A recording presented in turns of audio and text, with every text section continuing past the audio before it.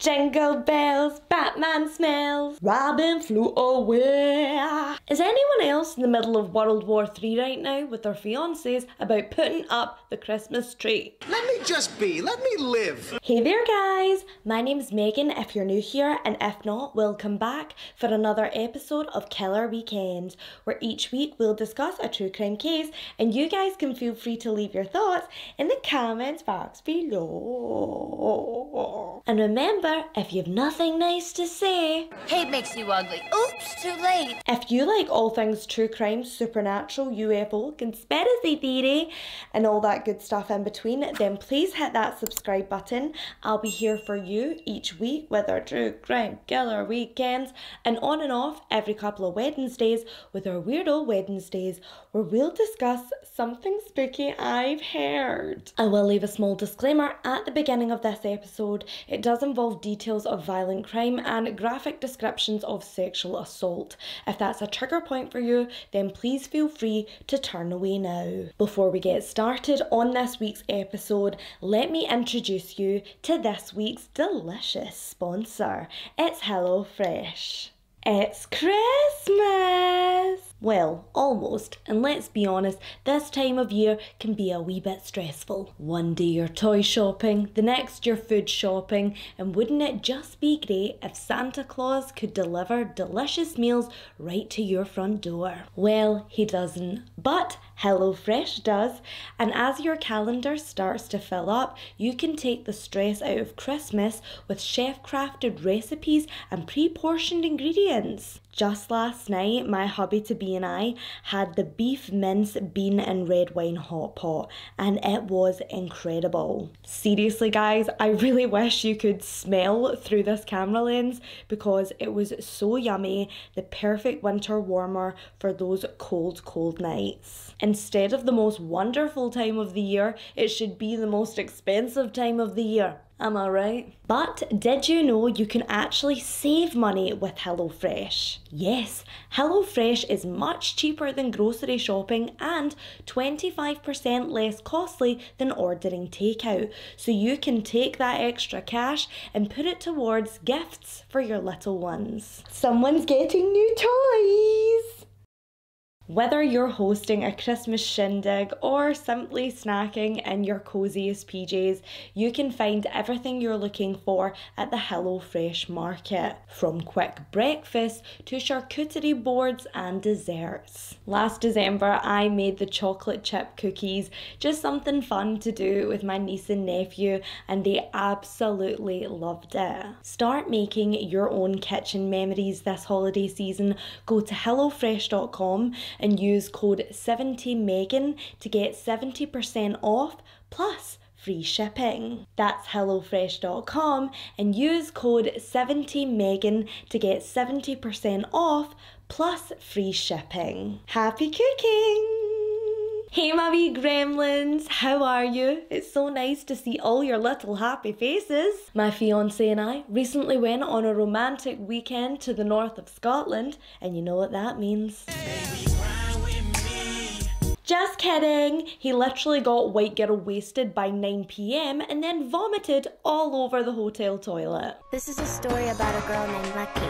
Okay ladies, I've got a question for you, and I'm pretty sure I already know the answer, but how many of you out there have sent the infamous text me when you get home message? Being from a predominantly female family, I've sent countless of those to my girlfriends, my sister, my aunts, and even my own mum, and I've received my fair share of them too. 6 little letters loaded with sinister subtext, all because we're a wee bit frightened that one day we might not get that text back. Men are from Mars, women are from Venus, they say, and we have many distinct qualities which make us very different. One of those differences is the way we walk through the world, and for us ladies, every day is laced with a tiny bit of fear. Fear that we forgot to lock the back door. Fear that that stranger seems to be following behind a little too closely. We're taught from such a young age to dress appropriately and to not have too much to drink and to never go out walking after dark alone. But what I've learned from producing this channel for over a year and from the countless survivor stories that you amazing women share with me is that it doesn't matter if you were drunk, it doesn't matter if you were with the wrong crowd, or if you're wearing the shortest skirt known to man. Because most of you were caught off guard, attacked by someone you trusted, wearing your sweats in a place you once felt safe. Contrary to what we're taught as young girls, you can follow all of the rules, avoid all of the dark alleys, and still wind up face to face with a predator. A lesson learned by an 18-year-old Florida student at an unspeakable price. Tonight, everyone, we will be discussing the true crime story of Queena Phu, fighting for her life.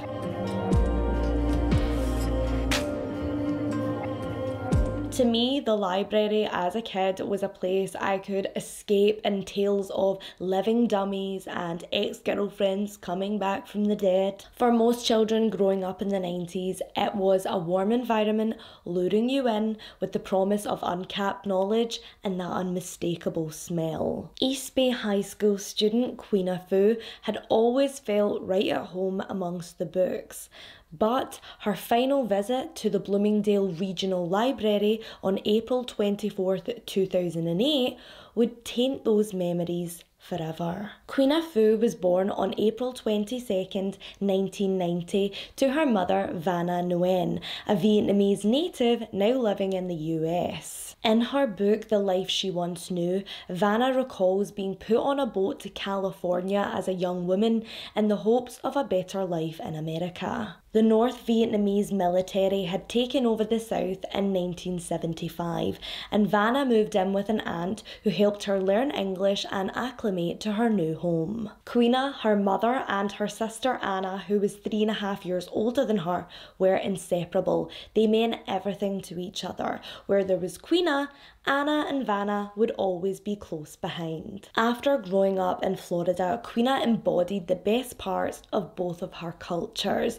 She'd been raised well aware of her mother's struggles, so she was truly appreciative of every opportunity. She spent most of her evenings as an early teen scouring through the celebrity magazines, checking out the latest trends, which then led to a love for fashion. Looking at Queena's long list of extracurricular activities, it's easy to see that she was not shy of a hard day's graft. Top of her class at East Bay High School, she would also volunteer in their buddy system, in which she would assist fellow students with learning difficulties. Queena had a goofy sense of humour and was effortlessly popular, but she loved giving back, so on most weekends you could find her volunteering at the local hospice near her school. In her senior year, she really started to experiment with her own style. She liked taking a trendy look and giving it her own twist. Looking through Queena's photos from 2008 took me right back to a time where denim skirts and boho belts were best served with a side of lace leggings. And let's not forget that Lauren Conrad was God. She just looks so cute and preppy, which is probably why she felt right at home working for Abercrombie and Fitch in Bloomingdale alongside her best friend Rachel Hall. In April 2008, Queena Phu was living her best life. She'd just turned 18 and her senior prom was only a hot minute away. She'd been thinking about nothing else for weeks and had recently picked out a gown which was perfect for the occasion. It was a purplish pinkish dress with sparkle beading and embroidered flowers on the bust. The plunging neckline was a little bit racier than good girl Queena's normal attire, but this was prom. On the 24th of April, only 2 days after her birthday, she had been scheduled to work an early afternoon shift at Abercrombie. However, when she arrived, she was informed that another staff member had called in sick and she would have to stay on the late shift to help close up. No one could have imagined how damning this simple request would be. At 9:45 p.m. that night, Queena leaves work, and as she walks across the dimly lit parking lot of the mall, she calls her best friend Rachel. Rachel, and another girl named Priscilla were extremely close. Queena was such a girl's girl, in fact, that she decided to ditch the dates, and for prom, they were all gonna go in a limo together, just the girls. Queena and Rachel would always check in with one another, especially if one of them was working the late shift.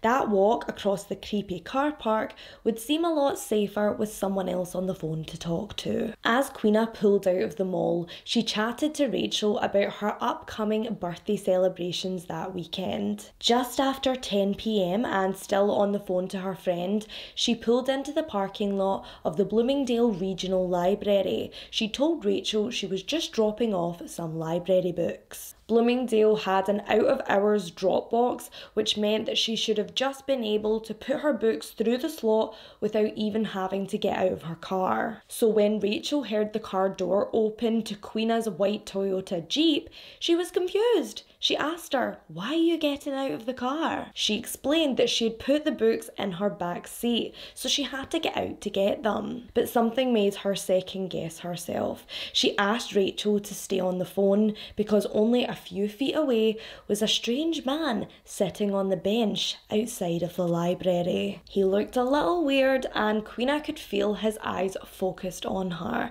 and it was perfectly normal for her to be a little bit on edge. Like most women in Bloomingdale, she had heard rumours of the 62-year-old woman who was sexually assaulted the year before. The man had ambushed the woman in broad daylight at the Lighthouse Daycare Centre, only 16 minutes away. The attacker was still on the loose and on the prowl for his next victim. At around 10:07 p.m, Queena climbs out of her car, and in that moment, Rachel is nearly deafened by a blood-curdling scream right before the line goes dead. In a panic, she repeatedly calls Queena over and over again, but it just goes straight to voicemail. After several failed attempts, she finally gets in touch with Vanna and tells her everything. Vanna then gets in touch with her other daughter Anna, who was out at dinner with friends. She excuses herself from the table to listen to her mother's voicemail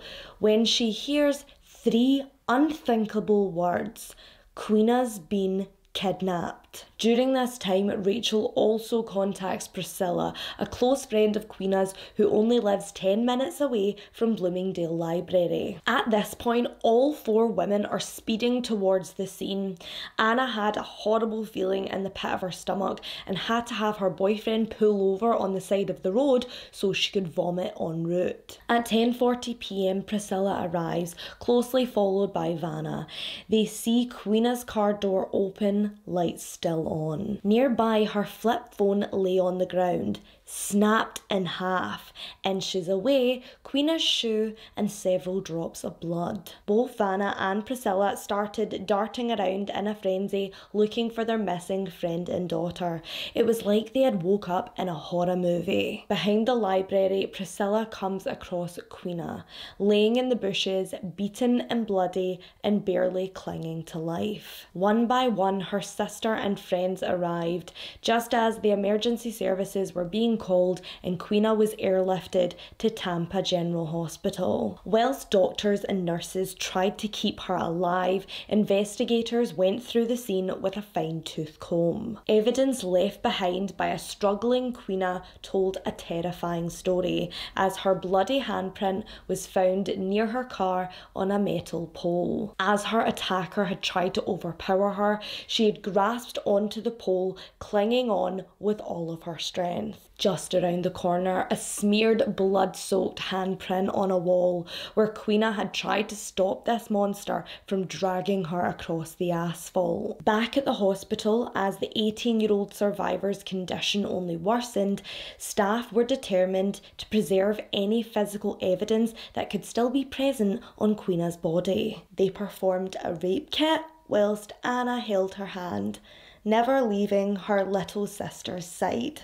The results would reveal the real motive behind Queena's horrific assault. She had been sexually assaulted. Her sister was broken, but Vanna held strong and said, "We just need to focus on her survival. That's all we can do for her now." As word got out about the attack, women all over Bloomingdale started fearing for their own safety. They began connecting the dots and wondered if the brutal assault of the daycare worker in June 2007 could be connected to this new nightmare. A woman who'd driven past the library shortly before Queena recalled seeing a young man sitting on the bench outside. She thought he looked quite young and had even offered him a ride home herself, but he declined and said that he was waiting for someone. It was only later on, as another woman lay on life support, that she would realise just how lucky she'd been. But she wasn't the only one who'd seen Queena's assailant that night. In response to a public appeal, a teenager and his father had come forward to law enforcement. The boy stated yes, he saw him, and he even knew this monster's name. It was 16-year-old Kendrick Morris. The eyewitness testimonies were pretty damning, as they both put Kendrick at the regional library around the time Queena was attacked. However, being near the scene of a crime does not a murderer make. They needed more, but it wouldn't be long before little Kendrick made a chilling appearance. The day after the attack, April 25th, the boy who'd been described to investigators waltzed past the crime scene tape and swaggered into the library at 10 a.m. He was spotted and taken into police custody. However, his mum, Lisa Stevens, had recently reported him as a runaway, so officers had to take him home to see her first. When questioned on her son's whereabouts, she claimed he couldn't be Queena's attacker because he had left the library at 9 p.m, over an hour before the 18-year-old girl had pulled into the parking lot. Of course, officers took this with a grain of salt, as they should have, because CCTV said otherwise. Surveillance footage would show Kendrick entering a nearby McDonald's restaurant at 11:10 p.m, where he then proceeds to stuff his face. He then heads to a Walmart supermarket and tells the staff at the customer service desk he needs help calling a cab. An hour later, his taxi arrives and Kendrick is dropped off at a neighbour's house because his mother was out and he didn't have house keys or any money to pay the fare. The neighbour said he dropped Kendrick off at school the next morning, but after first period, he'd left to return to the scene of his crime. When asked why she wasn't home for her son on the night of the assault, Lisa spun some story about how she was working late helping her mother, when in reality, she'd just spent the last few days in the slammer for a traffic offence. Kendrick's DNA was submitted for testing, and I'm sure it will come as no surprise that he was a match. However, what might shock you is the fact he was also responsible for the sexual assault of the 62-year-old daycare worker back in 2007. This meant he was only 15 when he committed that first assault.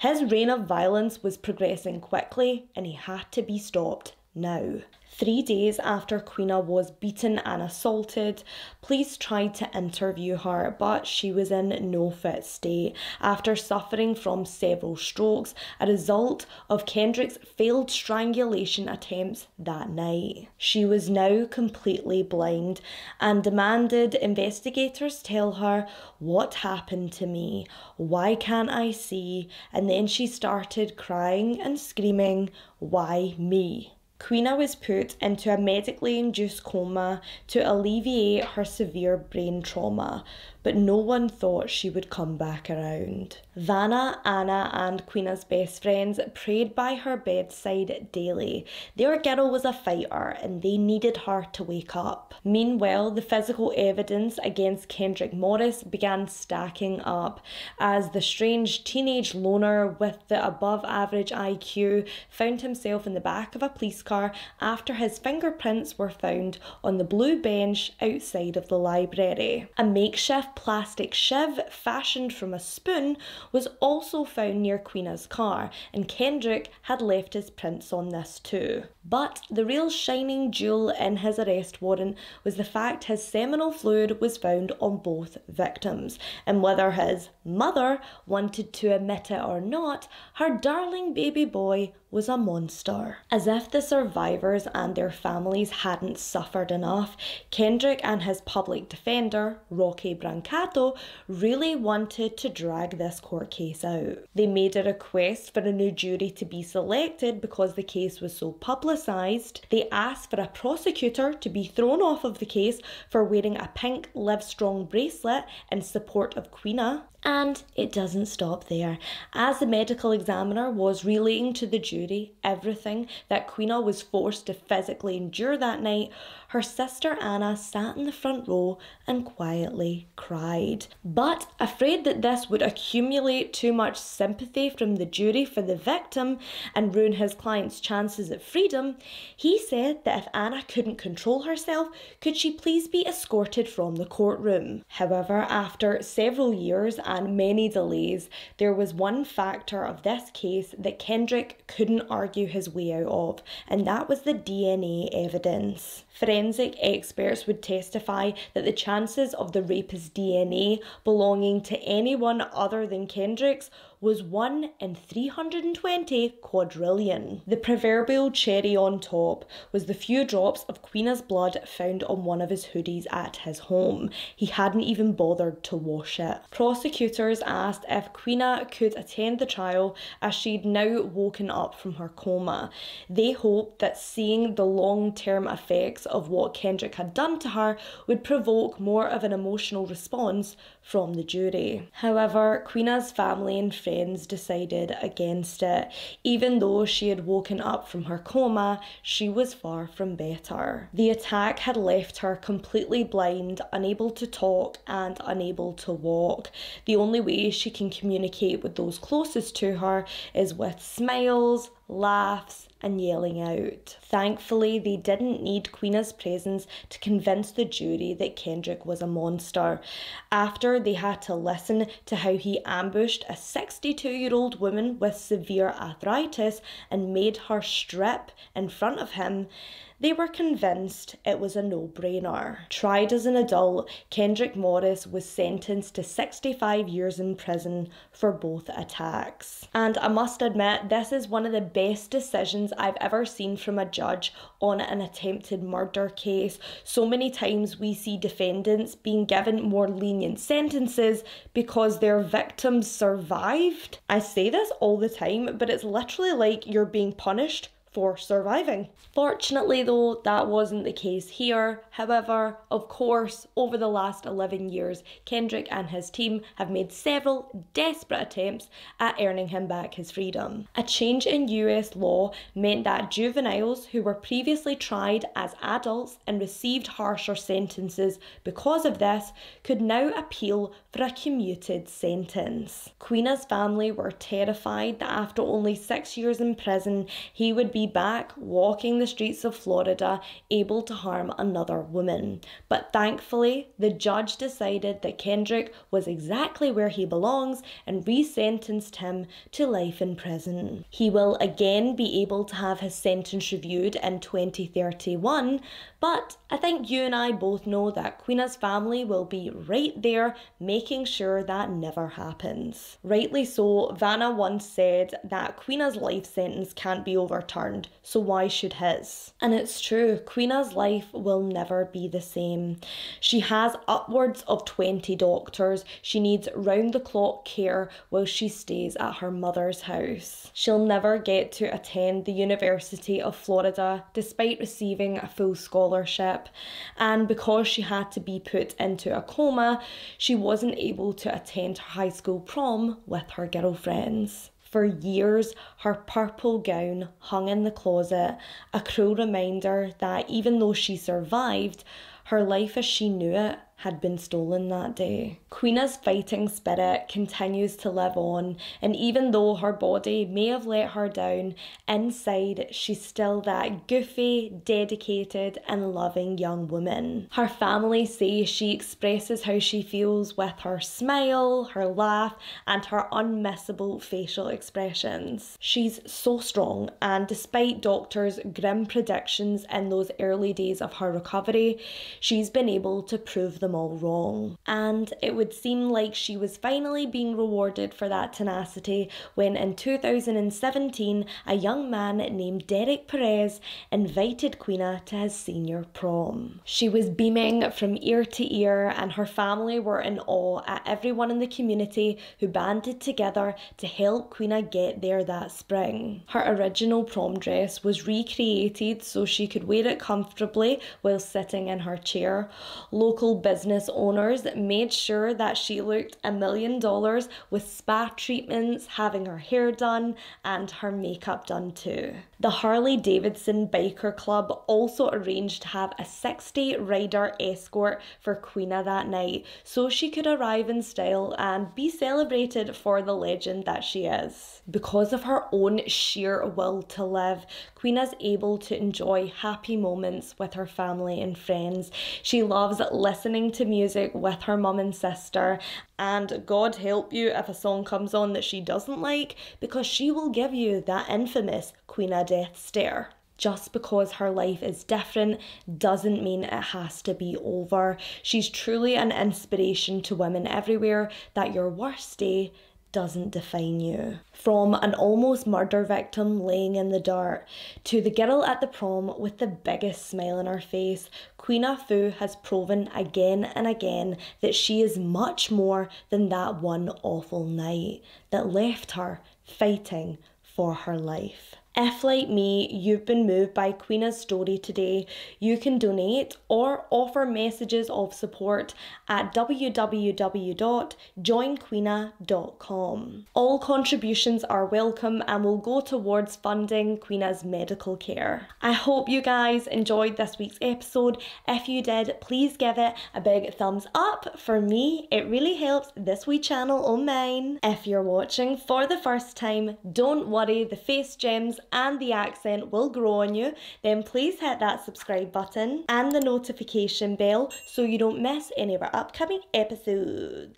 If you'd like to see what this wee Scottish lassie does in her free time, please feel free to follow me on Instagram at Megan True Crime. I also have a TikTok page at Megan.truecrime. To all my beautiful wee gremlins out there, I am so lucky to have you. We are so close to 20k. I can taste it, I can feel it. So please, for me, just remember to lock your doors, don't talk to strangers, and if you don't know who Lauren Conrad is, Get the hell away from me. you need to watch Laguna Beach and the Hills. Educate yourself. See ya! Oh, look, I've got a little Christmas tree on my face. I made it. Am I adorable or what?